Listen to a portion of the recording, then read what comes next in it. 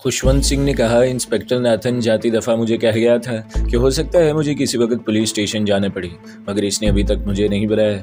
इसके वहाँ बगैर बुलाए जाना ठीक नहीं, लेकिन तुम मुतमईन रहो, मैं तुम्हारा ये पैगाम तुम्हारी मंगेतर तक पहुँचा दूंगा, मगर नसरीन को ये नहीं बताऊंगा कि तुम यहाँ जंगल में रहते हो। इस तरह पुलिस मुझे भी इस केस में घसीट सकती है जिससे मैं अभी तक बचा हुआ हूँ। सुल्तान ने खुशवंत सिंह का शुक्रिया अदा करते हुए कहा, आप बेशक नसरीन को ये मत बताएं कि मैं इस जंगल में हूँ, बस इसे ये पैगाम भिजवा दें कि मैं ज़िंदा सलामत हूँ और वो फिक्र न करे, मैं इसे बहुत जल्द यहाँ से निकाल लूँगा। खुशवंत ने इस बात में सर हिलाकर कहा, ठीक है, तुम्हारा ये पैगाम नसरीन को कल पहुँच जाएगा। खुशवंत सिंह चला गया। सुल्तान ने कदर इत्मीनान का सांस लिया कि नसरीन को कम अज़ कम ये तो इल्म हो जाएगा कि मैं ज़िंदा हूँ और इसको पुलिस के चंगुल से निकालने की कोशिश कर रहा हूँ। सारी रात सुल्तान ने बेचैनी में गुजारी। सुबह हुई तो कैबिन से बाहर आकर मुँह हाथ धोया। सूरज काफ़ी ऊपर आ गया था कि इससे खुशवंत सिंह आता नजर आया। इसके हाथ में एक थैला था। सुल्तान के पास आकर वो कैबिन में बैठ गया। थैले में से नाश्ता निकाला और खाने लगा। भाई साहब, तुम्हारी मंगेतर तो अब यहाँ नहीं है। सुल्तान इसका मुँह तकने लगा। खुशवंत बोला, मैंने सुबह सुबह ही अपने एक ख़ास आदमी पुलिस हेडक्वार्टर की तरफ दौड़ाया था कि तुम्हारा पैगाम नसरीन को पहुँचा दूँ। इसने आकर खबर दी कि पुलिस लड़की को मज़ीद पूछगछ और तफ्तीश के लिए कश्मीर ले गई है, क्योंकि पुलिस को दौरान तफ्तीश मालूम हुआ है कि नसरीन का वहाँ के कश्मीरी गोरीलों से भी ताल्लुक़ रहा है।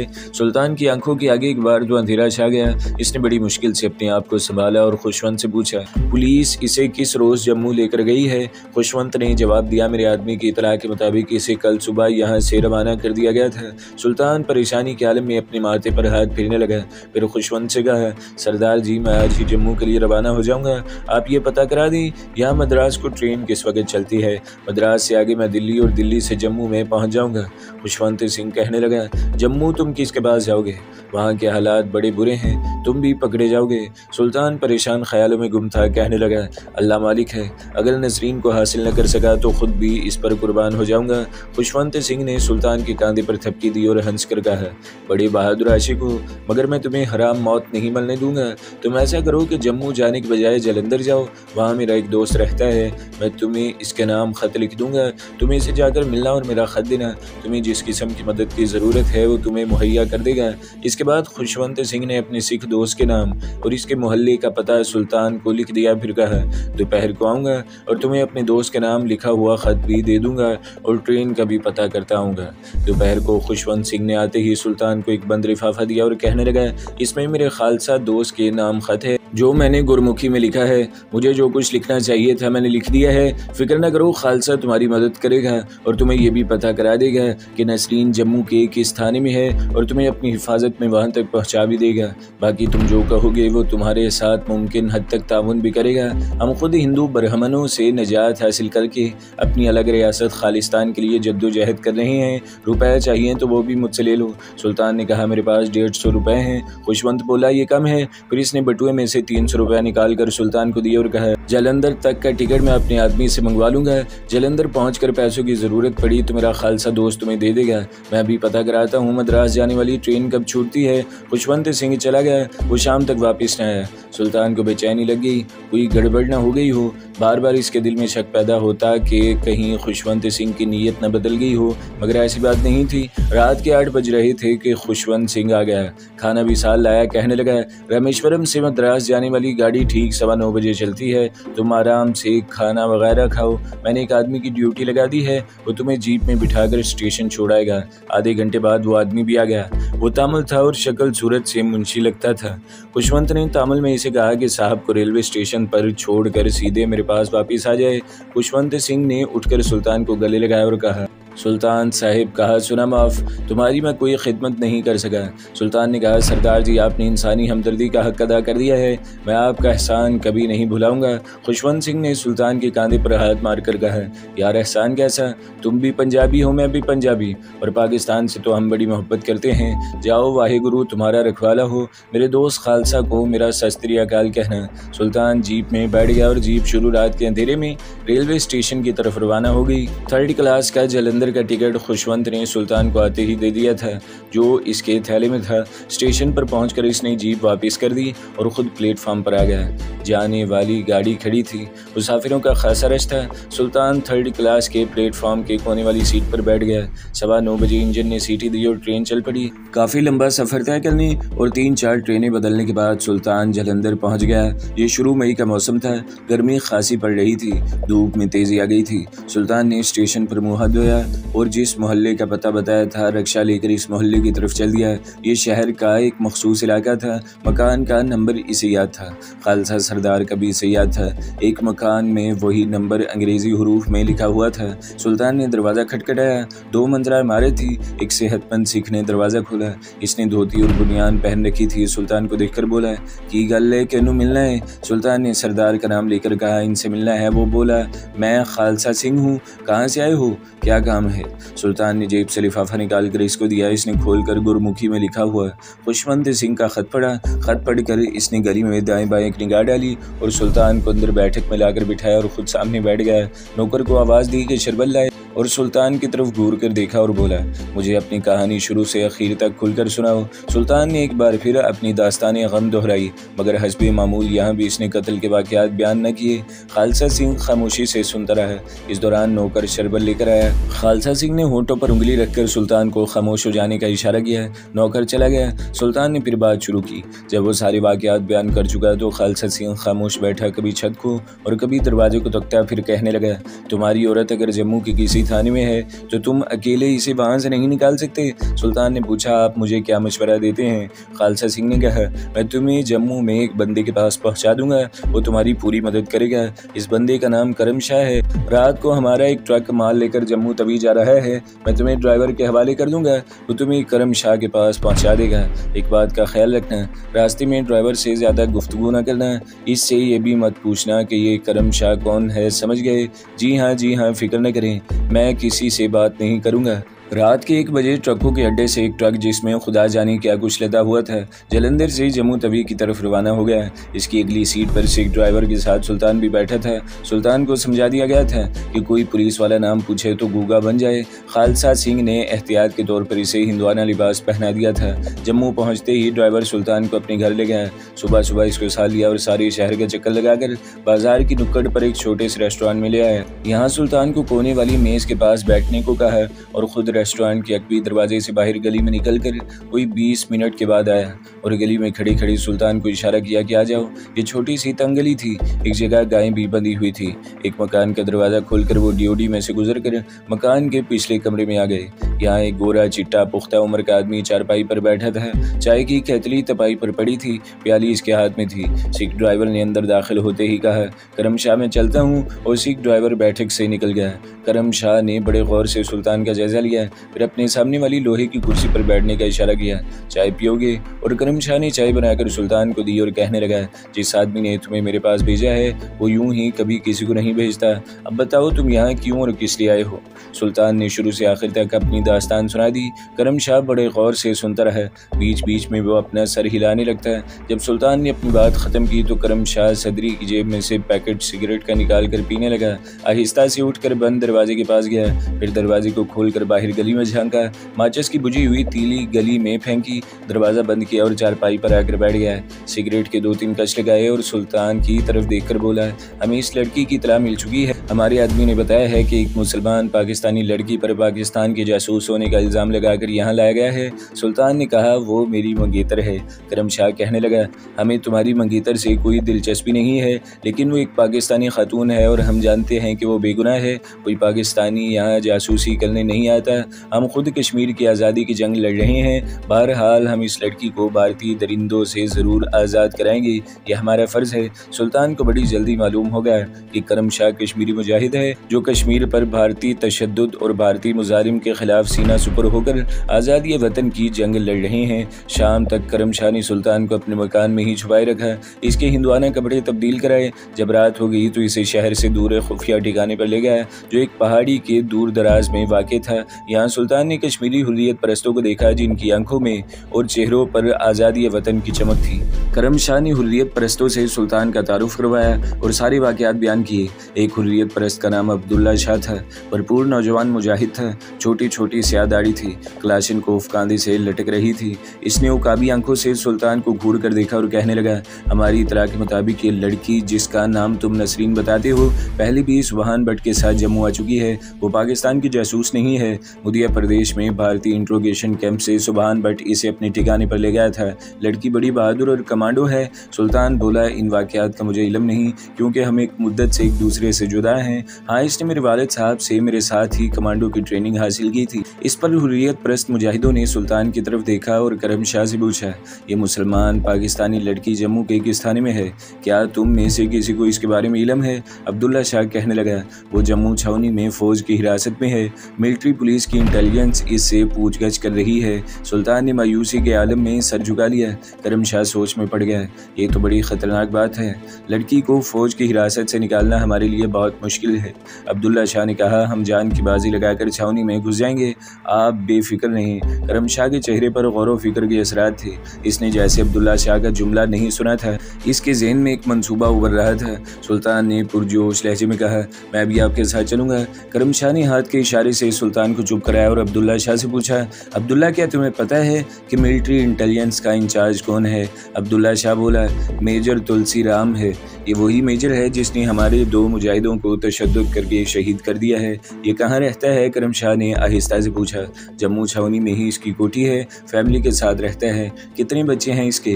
करम शाह के सवाल पर सारे मुजाहिद इसकी तरफ देखने लगे। अब्दुल्ला शाह ने कहा, इसकी सिर्फ एक ही 12 साल की लड़की है जो छावनी के सेंट मैरी स्कूल में पढ़ती है। करम शाह का चेहरा चमक उठा। इसने अब्दुल्ला शाह और सुल्तान की तरफ बारी बारी देखा और पुरअज़म लहजे में कहा, सुबह तुम्हें एक निहायत अहम मिशन पर जाना होगा। अब्दुल्ला शाह ने क्लाशिनकोफ कांधे से उतार कर घुटनों पर रखते हुए पूछा, कौन सा मिशन शाह जी? करम शाह ने कहा, ये मैं तुम्हें सुबह बताऊंगा, अब तुम लोग आराम करो।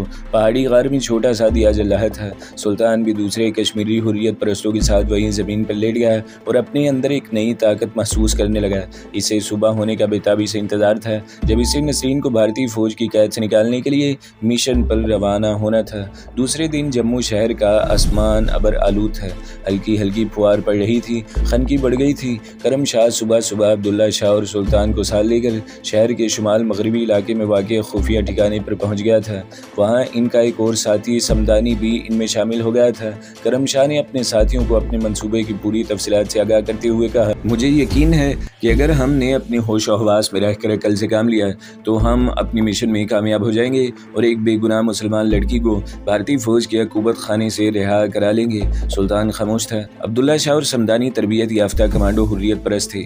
इसके बावजूद मिशन की नज़ाकत के पेश नज़र उन्होंने करम शाह से चंद बातों की वजाहत मांगी। करम शाह ने अपने मंसूबे की एक बार फिर तफसील बताई, एक एक नुक्ते को खोल कर बयान किया और कहा, अगर हमने कामयाबी के साथ सारे मराहिल तय कर लिए तो मेजर तुलसी राम नसरीन को हमारे हवाले करने पर मजबूर हो जाएगा। फिर इसने सुल्तान की तरफ मुतवज्जा होकर कहा, सुल्तान भाई तुम इसी जगह रहोगे। चूँकि तुम जम्मू कश्मीर के हुदूद अरबा से वाकिफ़ नहीं हो, इसलिए तुम्हारा हमारे साथ इस मिशन पर जाना मुनासिब नहीं है। सुल्तान ने इस बात में सर हिला दिया। करम शाह ने घड़ी पर वक़्त देखा और अब्दुल्ला शाह से कहा, मैं और समदानी तुम्हारे साथ चलेंगे। स्कूल खुलने में 1 घंटा बाकी रह गया है। तुम इस मेजर की बेटी का चेहरा दिखाओगे। हमें बेस बदल कर स्कूल के बाहर जाना होगा। तुम्हें लड़की का नाम मालूम है? अब्दुल्ला शाह ने नफ़ी में सर हिलाया। नाम मुझे मालूम नहीं, मगर शक्ल से मैं इसे पहचान लेता हूँ। करम शाह ने उठते हुए कहा, अल्लाह मालिक है, चलो अपने अपने हुलिये बदलो। करम शाह, अब्दुल्ला शाह और समदानी ने सड़क पर काम करने वाले मजदूरों का भेस बदला, सुल्तान को खुफिया ठिकाने पर ही छोड़ा और खुद सेंट मैरी स्कूल की जानिब रवाना हो गए। करम शाह ने सड़क तोड़ने वाली गेंती ले ली थी। समदानी ने कांधे पर बेलचा रख लिया था। अब्दुल्ला शाह खाली हाथ था। लिबास से वो बिल्कुल मजदूर लग रहे थे। बादल इसी तरह आसमान पर छाए हुए थे। बूंदाबांदी रुक गई थी, ठंडी हवा चलने लगी थी। स्कूल का गेट खुला था।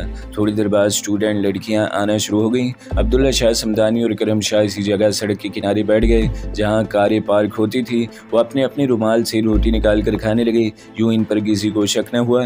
इस स्कूल में शहर के अमीर आदमियों और फौजी अफसरों की लड़कियां पढ़ती थी। अब्दुल्ला शाह की निगाहें स्कूल के गेट की तरफ आने वाली छोटी सी सड़क पर लगी थी। इसी सड़क पर से गाड़ियां स्टूडेंट्स को लेकर आ रही थी। अब्दुल्ला शाह ने एक फौजी गाड़ी को आते देखकर अपने साथियों से कहा, मेजर काटिजो की बेटी की गाड़ी आ गई है। करम शाह और समदानी ने हरे रंग की एक भारतीय फौजी कार को देखा जो इनसे थोड़े फासले पर गेट के सामने आकर रुक गई। डोगरा फौजी ड्राइवर ने जल्दी से बाहर निकलकर दरवाजा खोला। गाड़ी में से एक 12-13 साल की सांवली सी लड़की, जिसने 2 चूंटियां की हुई थी, स्कूल की नीली वर्दी में किताबों का थैला उठाए बाहर निकली और तेज तेज चलती गेट की तरफ बढ़ी। अब्दुल्ला शाह ने सरगोशी में कहा, ये मेजर तुलसी राम काटिजो की बेटी है। समदानी और करम शाह ने लड़की को नजर भरकर देख लिया था। डोगरा फौजी गाड़ी लेकर आगे निकल गया। करम शाह ने आधी रोटी रुमाल में लपेटते हुए गेंती संभाल ली और कहा, चलो वापस चलते हैं। तीनों साथी अपने खुफिया ठिकाने पर वापस आ गए, लिबास तब्दील किए। सुल्तान बेचैन था, पूछने लगा, सब ठीक है ना? करम शाह ने इसे तसल्ली देते हुए कहा, तुम फिक्र न करो, सब ठीक है। सुल्तान ने समावार में सबज चाय तैयार कर रखी थी। वो सब मिलकर चाय पीने लगे। करम शाह ने अब्दुल्ला से कहा, अब तुम्हारा काम यह है कि स्कूल जाकर लड़की का नाम मालूम करो। ये पता करो कि आधी छुट्टी किस वक्त होती है और लड़की कौन सी क्लास में पढ़ती है। इसके अलावा भी करम शाह ने कुछ खास बातें अब्दुल्ला शाह को समझाकर 1 घंटे बाद स्कूल की तरफ रवाना कर दिया। अब्दुल्ला शाह 1.5 घंटे बाद वापस आया, कहने लगा, शाह जी, लड़की का नाम रुकमनी काटिजो है। वो 8वें स्टैंडर्ड में है। आधी छुट्टी 11 बजे होती है, मगर इस वक्त स्कूल का गेट बंद कर दिया जाता है। कोई लड़की स्कूल के अहाते से बाहर नहीं निकल सकती। करम शाह सोच में डूब गया। समदानी कुछ कहने लगा तो करम शाह ने हाथ के इशारे से इसे रोक दिया। सबज चाय की प्याली इसने फर्श पर बिछे हुए नुमदे पर समावार के पास रख दी और बोला, काम मुश्किल हो गया है। खैर कोई बात नहीं, हम दूसरी हिकमत अमली तैयार करेंगे। अब्दुल्ला, तुम्हें एक और काम करना होगा। स्कूल में जब छुट्टी होगी तो तुम कोई और मोटरसाइकिल लेकर सरकारी दफ्तरों के चपरासी के भेस में गेट के सामने खड़े होगे। जब मेजर काटिजो की बेटी गाड़ी में बैठ जाएगी और डोगरा फौजी गाड़ी लेकर रवाना होगे तो तुम इसका पीछा करोगे और देखोगे कि यह गाड़ी किन रास्तों से गुजरती है और इस रास्ते में कोई ऐसी वीरान जगह आती है जहां आसपास कोई आबादी न हो। ये सारी बातें तुम्हें बड़ी एहतियात के साथ नोट करके लानी है। तुम्हारी मालूमात की रोशनी में हम एक और मंसूबा शुरू करेंगे। सुल्तान और इसके तीनों मेहरबान साथी वहीं खुफिया ठिकाने पर ही रहे। अब्दुल्ला शाह छुट्टी के वक्त से 1 घंटा पहले ही चला गया। सरकारी चपरासी की सफ़ेद वर्दी में था और सर पर गांधी कैप पहनी हुई थी। पुरानी वर्दी में वो बिल्कुल चपरासी लग रहा था।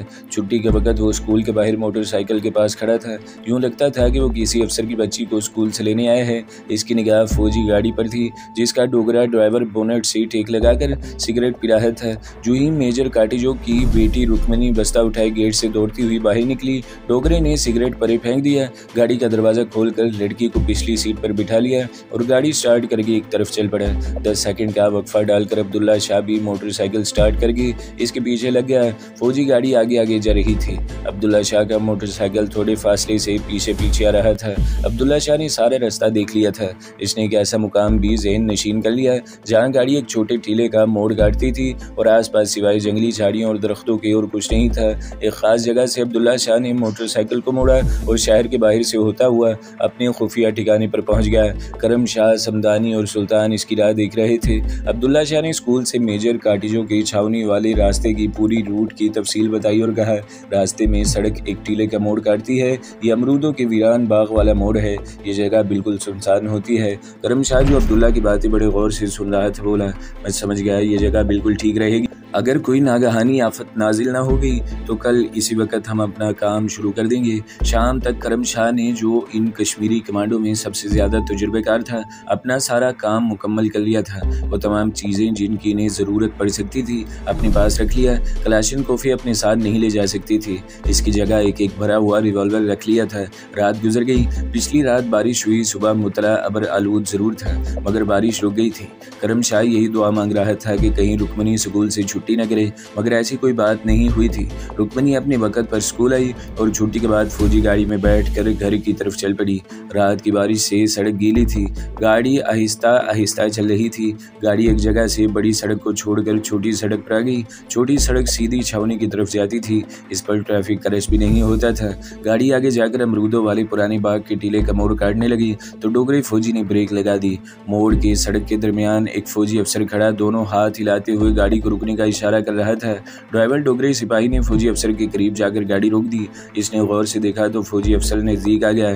डोगरे सिपाही ने देखा कि फौजी अफसर ने जम्मू राइफल्स रेजिमेंट के कर्नल की वर्दी पहन रखी है। इसने गाड़ी से जल्दी से बाहर निकलकर सैल्यूट किया। सर क्या बात है इधर? जम्मू राइफल्स के कर्नल ने कहा। आगे कश्मीरी अगरवादियों तखरीबकारों ने सड़क पर बारूदी सुरंगें बिछा दी हैं। मेरे 2 जवान सफाई कर रहे हैं, तुम 1-2 मिनट इधर ठहरो। डोगरा सिपाही ने बड़े अदब से कहा, ठीक है सर। यह फौजी जम्मू राइफल्स का कोई कर्नल नहीं था, बल्कि कश्मीरी कमांडो मुजाहिद करमशाह था। करमशाह ने गाड़ी के शीशे में से मेजर काटिजो की बेटी रुक्मिनी को मुस्कुराकर देखा और बड़ी शफकत से कहा, हेलो बेबी, नो प्रॉब्लम, अभी सब ठीक हो जाएगा।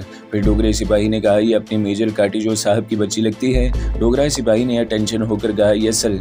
तयशुदा प्रोग्राम के मुताबिक सामने से अब्दुल्ला शाह और समदानी भी आ गए। उन्होंने लांस नाइक की वर्दियां पहनी हुई थी। इनकी टोपियों पर भी जम्मू राइफल्स के निशान लगे हुए थे। आते ही उन्होंने बड़ी जोरदार तरीके से करमशाह को सैल्यूट किया। अब्दुल्ला शाह बोला, सर अभी 5 मिनट की देरी है, इधर सफरी सेना वाले काम कर रहे हैं। करमशाह गुस्से में आकर बोला, ये जांगली लोग हैं, इतनी देर तक हम सड़क ब्लॉक नहीं कर सकते। तुम इधर बच्ची के पास ठहरो, इसकी हिफाजत करो, हम खुद जाकर पता करते हैं। करमशाह ने डोगरा सिपाही को, जो रुक्मिनी की गाड़ी ड्राइव करके आ रहा था, एक तरह से ऑर्डर देते हुए कहा, जवान तुम हमारे साथ आओ। डोगरा सिपाही ने जम्मू राइफल्स के कर्नल के रोब में आकर यसर कहा और करमशाह के पीछे पीछे चलने लगा। इस दौरान अब्दुल्ला शाह और समदानी गाड़ी में आकर बैठ गए। अब्दुल्ला शाह काटिजो की बेटी के साथ बैठ गया। इसे प्रोग्राम के मुताबिक वहीं बैठना था। वो बड़ी शफकत के साथ रुक्मिनी से बातें करने लगा, मगर रुक्मिनी ने इसकी बातों पर कोई ध्यान न दिया। इसने सामने खाली सड़क की तरफ देखते हुए पूछा, मुरली क्यों चला गया? अगली सीट पर बैठे हुए समदानी ने कहा, आगे सड़क पर अगरवादियों ने बम दबा रखे हैं, कर्नल साहब इसे लेकर बम देखने गए हैं। रुक्मिनी परेशान नजर आने लगी। समदानी ने गर्दन घुमाकर पीछे सड़क पर निगाह डाली। इसे खतरा था कि पीछे से कोई गाड़ी ना आ जाए। इसने आंखों ही आंखों में पिछली सीट पर बैठे हुए अब्दुल्ला शाह को घूर कर इशारा किया कि क्यों देर लगा रहे हो। समदानी ने गर्दन सीधी कर ली।